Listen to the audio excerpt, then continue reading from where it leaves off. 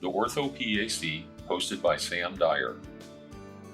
Welcome to the orthoPAC, where we discuss up-to-date orthopedic topics for the busy clinician.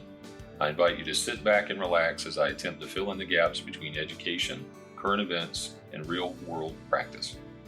Hello, listeners. This is Sam Dyer coming to you today. I wanted to go back in time. Actually, before we started the podcast, we had a presenter at our meeting in Charlotte in 2017, Dr. Hamid, and Dr. Hamid gave us a talk on elbow osteoarthritis. His talk is actually in the Learning Center on our webpage, and members can access this content for free.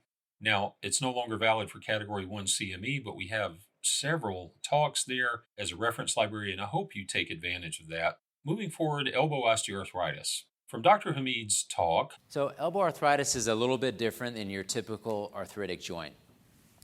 It's a little unusual because you get preservation of the joint space. And what actually bothers the patients is not the deterioration of the cartilage, but it's the impinging osteophytes. Who gets it? The typical person is a man who does heavy work, manual labor, people who lift heavy weights, weightlifters, or throwing athletes. All of these people that put excess loads on the joint over time, and it usually starts in middle age.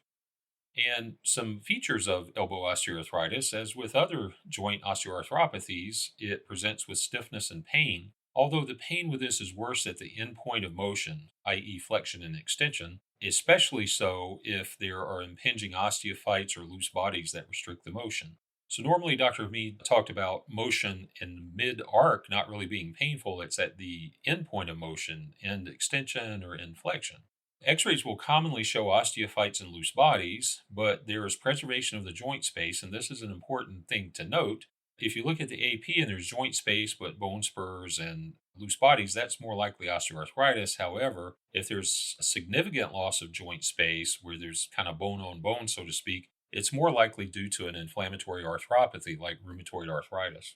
Dr. Hamid prefers CT scans over MRI to evaluate the extent of the elbow osteoarthritis. If you get a CT scan, that's what it looks like. You can see that there's large osteophytes on the back tip of the olecranon. There's loose bodies in the fossa, and then you have this big loose body just superior or proximal to the olecranon tip.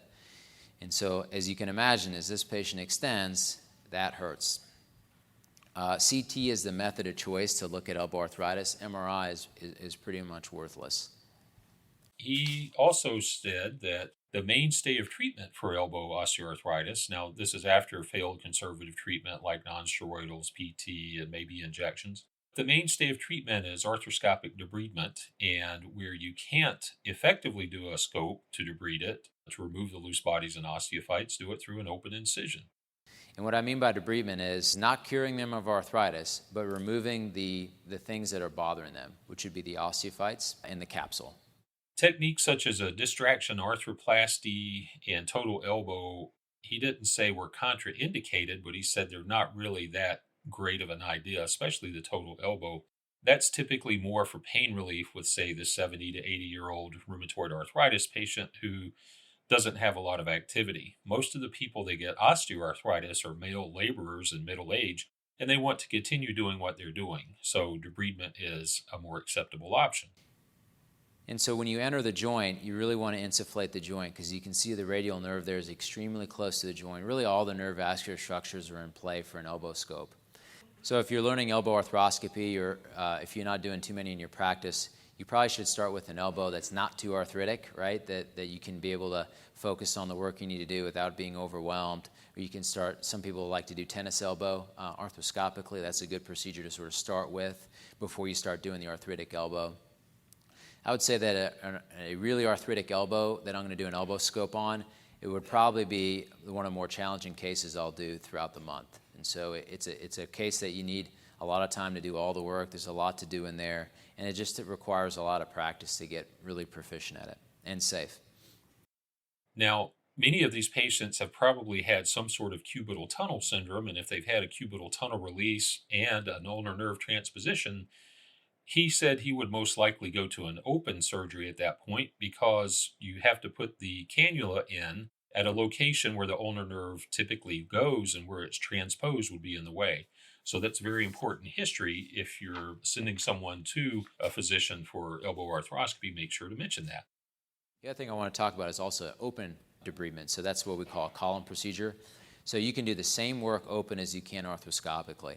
And you can do this through one incision on the lateral part of the elbow. You just elevate the muscle off the front of the humerus in the back, and you're able to access the front and the back of the joint pretty easily. And the takeaways for osteoarthritis typically is a hard-working middle-aged male. It's an atypical osteoarthritis as osteophytes impinge motion and cause increased pain. And arthroscopy with open debridement is the treatment of choice. So if you look at studies looking at elbow arthroscopic debridements, we don't really know long-term how they do, but the medium-term results have been pretty favorable. They're a little bit across the board with how much improvement in range of motion you get, but I would say 30 to 40 degree improvement in arc of motion is reasonable.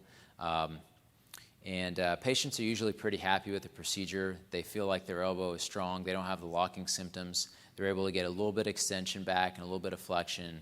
Usually they can kind of use their elbow for what they need to after the procedure.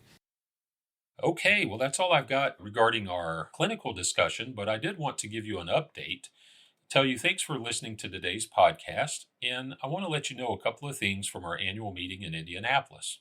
We're looking forward to expanding our foundation's work, and we have 2 of our board members working toward a PA leadership tract. It's in the initial stages of development, and we've got a lot of work to do to create it, but that's on the horizon. I'm hoping we can get something like that going within the next year to 2 years.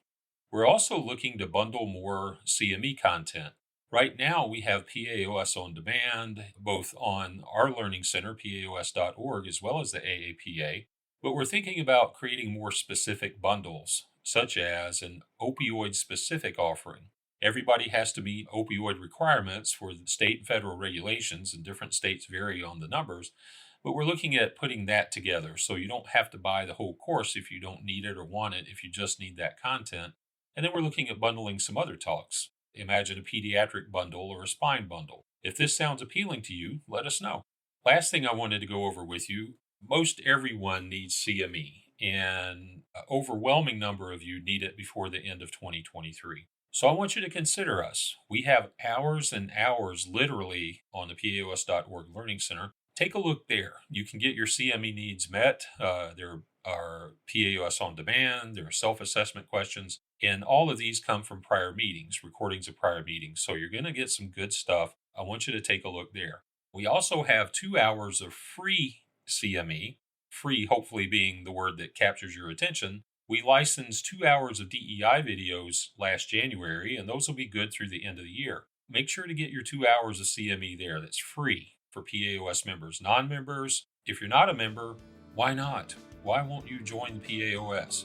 You can get our same content on the AAPA if you're a member there, but you're going to pay a lot more for it than you will with us. Our membership fees are not that high. We have the practice and salary survey, so I really would like you, if you're listening to this and you've been on the fence, go ahead and join us. You won't regret it. Okay, short and sweet today. That's all I've got. So keep listening, and I want to thank you for listening to us and supporting us. Bye now.